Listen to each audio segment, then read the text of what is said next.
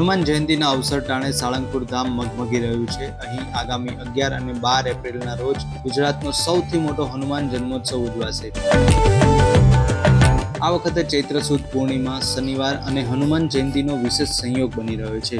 ત્યારે 2 દિવસના આ ઉત્સવમાં 10 લાખથી વધુ ભક્તો આવશે. આ માટે મંદિરના સંતો, પાર્ષદ અને ભક્તો દ્વારા તડામાર તૈયારી કરવામાં આવી રહી છે. તો 25 વિભાગમાં 3000થી વધુ સ્વયંસેવકો ખડે પગે છે. આ ઉપરાંત અહીં આવતા ભક્તો માટે અલગ અલગ પાર્કિંગની વ્યવસ્થા પણ કરવામાં આવી છે, જેમાં એક સાથે 10,000થી વધુ વ્હીકલ આરામથી પાર્ક કરી શકાશે.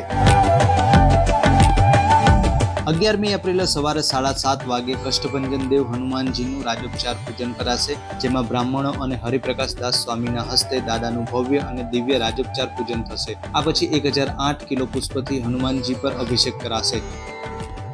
આ પછી બપોરે 4 વાગે નારાયણ કુંડથી કષ્ટભંજન દેવ હનુમાનજી મંદિર સુધી ભવ્ય કળશ યાત્રા યોજાશે, જેમાં દાદાના મહાઅભિષેક માટે સુવર્ણ કળશમાં સપ્ત સિંધુનું પવિત્ર જળ મંદિર સુધી લઈ જવાશે.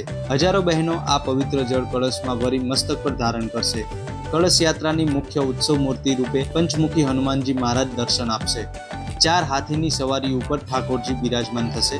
આ ઉપરાંત 251 પુરુષ મહિલા ભક્તો સાફા ધારણ કરી યાત્રામાં જોડાશે અને 108 બાળકો દાદાના ધ્વજને લહેરાવશે.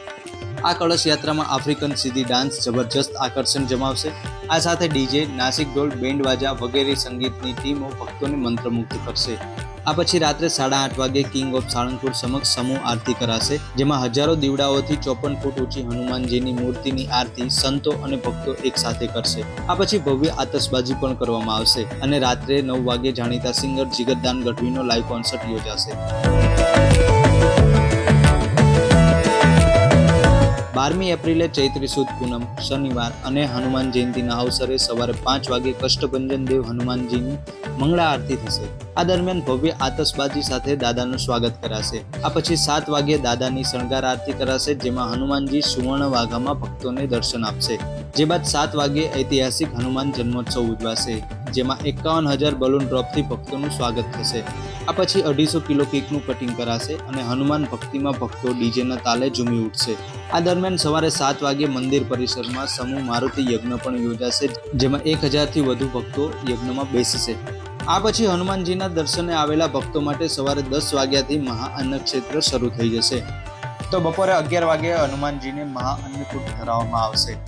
અંતમાં સાંજે 7 વાગ્યે કષ્ટભંજન દેવ હનુમાનજીની મહાસંધ્યા આરતી કરવામાં આવશે, જેમાં હજારો દીવડાઓ સાથે સંતો અને ભક્તો હનુમાનજીની આરતી કરશે. Special report.